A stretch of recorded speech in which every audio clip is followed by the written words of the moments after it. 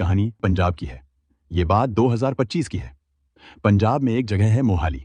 इसी मोहाली में नवदीप गिल का परिवार रहता था। नवदीप गिल ने 17 अप्रैल 2021 को कविता से शादी की थी। उनकी 3 साल की एक बेटी भी थी। नवदीप एक कामयाब बिजनेसमैन था, जिसका काम ऐसा था कि उसे अक्सर विदेश आना जाना पड़ता था। घर की जिम्मेदारी कविता संभालती थी, बच्ची की देखभाल, घर का कामकाज, सब कुछ। जिंदगी ठीक ठाक चल रही थी। लेकिन 23 फरवरी 2025 को जब नवदीप अचानक घर पहुंचा तो ड्राइंग रूम में एक अनजान आदमी बैठा दिखा। नवदीप को लगा कि इसे तो उसने कुछ महीने पहले भी यहां देखा था। तब भी उसने पत्नी से पूछा था कि यह कौन है। उस समय कविता ने बताया था कि यह उसका बचपन का दोस्त है और वह एक पुलिस अधिकारी है जिसे वह सालों से जानती है, और उसका नाम रणजीत सिंह है और मनसा का रहने वाला है। शुरुआत में नवदीप ने ज्यादा ध्यान नहीं दिया। उसे लगा कि कभी कभी मिलने आ जाता होगा, दोस्त ही तो है। लेकिन जब यह मुलाकातें बार बार होने लगी तो उसे शक होने लगा। उसने कविता से सीधा पूछा, ये इतनी बार क्यों आता है? हर बार वही जवाब मिलता, बचपन का दोस्त है, हमारी बेटी से बहुत लगाव है इसलिए मिलने आ जाता है। लेकिन नवदीप को यह बात हजम नहीं हो रही थी। उसे लगने लगा कि मामला कुछ और ही है। उसने सच जानने के लिए घर में सीसीटीवी कैमरे लगाने का फैसला किया। हर बार जब नवदीप विदेश जाता तो वह घर की निगरानी के लिए सीसीटीवी कैमरों का इस्तेमाल करता। लेकिन उसे एक अजीब बात महसूस हुई। हर बार जब वह रिमोट एक्सेस से कैमरों की फुटेज देखना चाहता तो कैमरे अचानक ऑन ऑफ हो जाते। यह संयोग नहीं हो सकता था। उसे शक होने लगा कि कैमरे तभी बंद होते थे जब कोई घर में आता था, जिसे उसकी पत्नी छिपाना चाहती थी। कविता को भी एहसास हो गया था कि नवदीप अब सतर्क हो गया है। लेकिन कविता भी कम चालाक नहीं थी। जब भी रणजीत घर आता वह पहले ही कैमरे बंद कर देती ताकि नवदीप को कुछ पता न चले। मगर नवदीप अब सतर्क था। वह जानना चाहता था कि आखिर उसकी गैर मौजूदगी में क्या हो रहा है। नवदीप की गैर मौजूदगी में उनका रिश्ता और गहरा होता गया। वे किसी भी हाल में अपने इस अवैध संबंध को बनाए रखना चाहते थे, लेकिन उन्हें नहीं पता था कि सच कब तक छिपा रह पाएगा। यह सिलसिला कई महीनों तक चलता रहा। नवदीप के मन में शक गहराता गया, लेकिन उसके पास कोई ठोस सबूत नहीं था। फिर एक दिन ऐसा हुआ जिसने उसके शक को और पक्का कर दिया। उस वक्त नवदीप बिजनेस मीटिंग के सिलसिले में लंदन में था। लेकिन जैसे ही उसने घर के सीसीटीवी कैमरे को मॉनिटर करने की कोशिश की, एक बार फिर कैमरे ऑन ऑफ हो गए। इस बार उसे पूरा यकीन हो गया कि कुछ ऐसा हो रहा है जिसे उससे छुपाया जा रहा है। मीटिंग खत्म होने के बाद वह जल्द ही भारत लौट आया। इस बार नवदीप ने फैसला किया कि वह अपनी पत्नी को अपने लौटने की खबर नहीं देगा। वह सरप्राइज देने के बहाने सच्चाई का सामना करना चाहता था। 21 मार्च को नवदीप अचानक बिना बताए घर पहुंचा। उसने चुपचाप अपनी स्पेयर चाबी से दरवाजा खोला और अंदर दाखिल हुआ। पूरे घर में एक अजीब सा सन्नाटा था, लेकिन बेडरूम की हलचल ने उसका ध्यान खींच लिया। जैसे ही उसने दरवाजे की ओर देखा, उसकी सांसें थम गईं।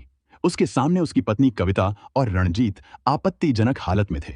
यह नजारा उसकी कल्पना से परे था। एक पल में उसकी दुनिया बिखर गई। गुस्से और धोखे की आग में जलते हुए नवदीप ने जवाब मांगा, लेकिन इससे बात और बिगड़ गई। बहस शुरू होते ही रणजीत बीच में आ गया। उसकी आंखों में कोई शर्म नहीं थी, बल्कि एक अजीब सा घमंड था। हालात तब और बिगड़ गए जब रणजीत ने अपनी असली पहचान बताई। वह एक पुलिस अधिकारी था। उसने नवदीप को खुलेआम धमकी दी कि अगर उसने इस बारे में किसी को बताया या पुलिस में शिकायत की तो अंजाम बहुत बुरे होंगे। रणजीत की धमकी के बाद भी नवदीप ने कविता से जवाब मांगा, लेकिन उसकी पत्नी ने भी साफ कर दिया कि वह रणजीत से मिलना जुलना बंद नहीं करेगी। इस सब के बीच नवदीप बेबस खड़ा था। उसके पास शब्द नहीं थे, न कोई रास्ता। रणजीत खुलेआम अपनी ताकत दिखा रहा था और कविता बिना किसी शर्म के उसके साथ खड़ी थी। नवदीप का भरोसा, उसकी शादी, उसका परिवार, सब कुछ एक पल में बिखर चुका था। नवदीप और कविता के बीच अब रोज झगड़े होने लगे। हर छोटी बड़ी बात पर बहस छिड़ जाती और घर का माहौल लगातार तनावपूर्ण बना रहता। एक दिन गुस्से में आकर नवदीप ने कविता का मोबाइल फोन छीन लिया। वह देखना चाहता था कि आखिर रणजीत से उसकी बातचीत कितनी आगे बढ़ चुकी है। लेकिन कविता ने फोन वापस लेने के लिए उससे धक्का मुक्की कर दी। नवदीप ने कविता को सोफे पर धक्का दिया, मोबाइल लेकर बेडरूम में चला गया। जब उसने फोन खंगालना शुरू किया तो जो सच सामने आया उसने उसे अंदर तक हिला दिया। स्क्रीन पर व्हाट्सएप चैट खुली और जैसे जैसे उसने मैसेज स्क्रॉल किए उसकी आंखें फटी की फटी रह गईं। एक पिता के लिए यह जानना कितना भयावह हो सकता है कि उसकी पत्नी, जो उसकी बेटी की मां भी थी, पिछले 1 साल से रणजीत के साथ रिश्ते में थी। कविता जिसे बचपन का दोस्त बता रही थी, असल में उसका बचपन का दोस्त नहीं था। चैट में यह साफ हो गया कि दोनों की मुलाकात 1 साल पहले एक सैलून में हुई थी। वहीं से बातचीत शुरू हुई, फिर दोस्ती बढ़ी और धीरे धीरे यह दोस्ती उनके बेडरूम तक पहुंच गई। लेकिन जब उसकी नजर गैलरी पर गई तो उसने सोचा भी नहीं था कि उसे ऐसा कुछ देखने को मिलेगा जो उसकी पूरी दुनिया हिलाकर रख देगा। उसकी उंगलियों ने जैसे ही स्क्रीन को स्क्रॉल किया, उसकी नजर एक वीडियो पर पड़ी। फाइल के नाम पर ध्यान गया तो कुछ समझ नहीं आया, लेकिन जैसे ही उसने उसे प्ले किया, उसकी सांसें थम गईं। स्क्रीन पर उसकी 3 साल की मासूम बेटी थी। नवदीप के पैरों तले जमीन खिसक गई। जिस बीवी पर उसने आंख बंद करके भरोसा किया, वही उसकी मासूम बेटी के साथ ऐसा गंदा खेल खेल रही थी। मोबाइल में जो वीडियो था, उसमें उसकी 3 साल की बेटी थी, जो डरी सहमी खड़ी थी। सामने वही दरिंदा था, जो खुद को पुलिस वाला बताता था, जो उसकी बीवी का यार था। वो बच्ची को जबरदस्ती पकड़ रहा था, गलत तरीके से छू रहा था। और सबसे ज्यादा शर्मनाक ये था कि उसकी बीवी खुद ये सब अपने फोन से रिकॉर्ड कर रही थी। नवदीप को चक्कर आ गया। गुस्से में उसका खून खौल रहा था। मोबाइल स्क्रीन पर जो दिख रहा था, उस पर यकीन करना मुश्किल था। उसकी मासूम 3 साल की बेटी के साथ घिनौना अपराध हुआ था, और इसे अंजाम देने वाला कोई और नहीं बल्कि उसकी पत्नी का प्रेमी था। सबसे भयावह सच यह था कि इस अमानवीय कृत्य को खुद उसकी पत्नी ने कैमरे में रिकॉर्ड किया था। जैसे ही वीडियो देखे, नवदीप पुलिस थाने गया। पुलिस को पूरी कहानी सुना दी। मामले की गंभीरता को देखते हुए मोहाली पुलिस तुरंत हरकत में आ गई।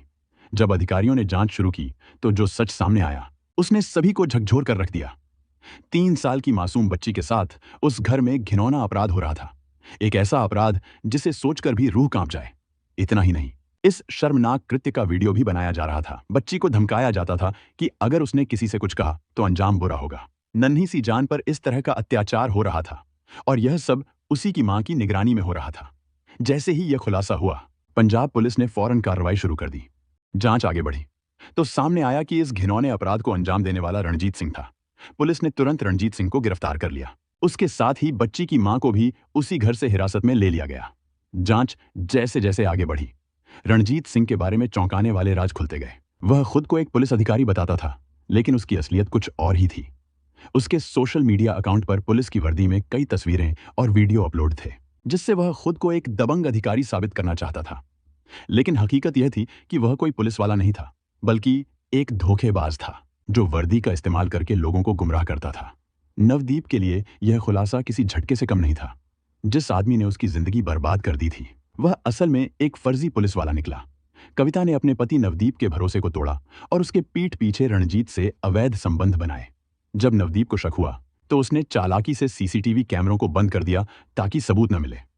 सबसे घिनौनी हरकत यह थी कि उसने अपनी ही मासूम बेटी को रणजीत के हवाले कर दिया और खुद इस घिनौने अपराध का वीडियो रिकॉर्ड किया और मजे लेने लगी। यह किसी भी मां के लिए सबसे अमानवीय कृत्य था। जब नवदीप ने सच का सामना किया, तो कविता ने कोई पछतावा नहीं दिखाया, बल्कि रणजीत के साथ मिलकर अपने पति को धमकाने की कोशिश की।